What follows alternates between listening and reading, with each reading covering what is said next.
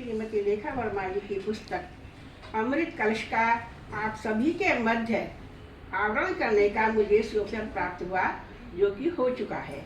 इसके लिए मैं आप सभी का हार्दिक दिल से धन्यवाद अदा करती हूँ और जाने अनजाने में जो भी मुझसे त्रुटियाँ हो गई हैं उसके लिए सर्वप्रथम क्षमा प्रार्थी।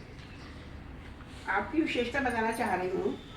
लेखा जी की एक विशेषता जो मैंने इनकी रचनाओं में पढ़ी वह यह है कि ये गहरी से गहरी बात को भी बड़ी सहजता से व सरलता से कह देती है। उदाहरण के लिए आपकी कविता की पहली 4 पंक्तियाँ, जिसका शीर्षक है बेला बेला, तो वो मेरे हृदय को छू गई। 4 पंक्तियाँ हैं बेला कविता की, शुरू की 4 पंक्तियाँ। वो 4 पंक्तियाँ क्या हैं? इस चला चली की बेला में, इस चला चली की बेला में मानव क्यों घबराता है? इस चला चली की बेला में मानव क्यों घबराता है? यह तो तेरा घर है, यह तो तेरा अपना घर है, फिर क्यों घबराता है, फिर क्यों सकता है? इस चला चली की बेला में मानव क्यों घबराता है? यह तो उसका अपना घर है, फिर क्यों सक जाता है? तो आप ये देखिए, ये गहरी बात जब व्यक्ति अंत समय में होता है तो घबराता है, नेचुरल घबराहट लगती है, लेकिन वो ये कह रही कि क्यों घबराता है, तुम तो अपने घर जा रहे हो।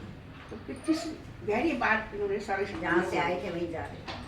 आपकी एक काव्य रचना है तैरते पत्थर। नाम लेते ही भगवान श्री राम के युग में पहुँच जाते हैं हम लोग, जहाँ पर उनका नाम लिखने से पत्थर तैरते हैं, डूबते नहीं हैं।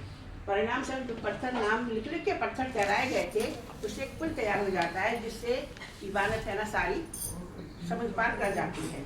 इसी प्रकार से जीवन की विविध अनुभवों को लेकर सहेज कर तैरते हैं लेखा जी के काव्य के तैरते पत्थर। एक अन्य गद्य रचना है स्वाभिव्यक्ति। अध्यात्म की बड़ी बड़ी बातों को, जीवन की सामान्य बातों से, अध्यात्म की बड़ी बड़ी बातों को जीवन की सामान्य बातों से कैसे जोड़ा जाता है, समझना हमें कठिन होता है।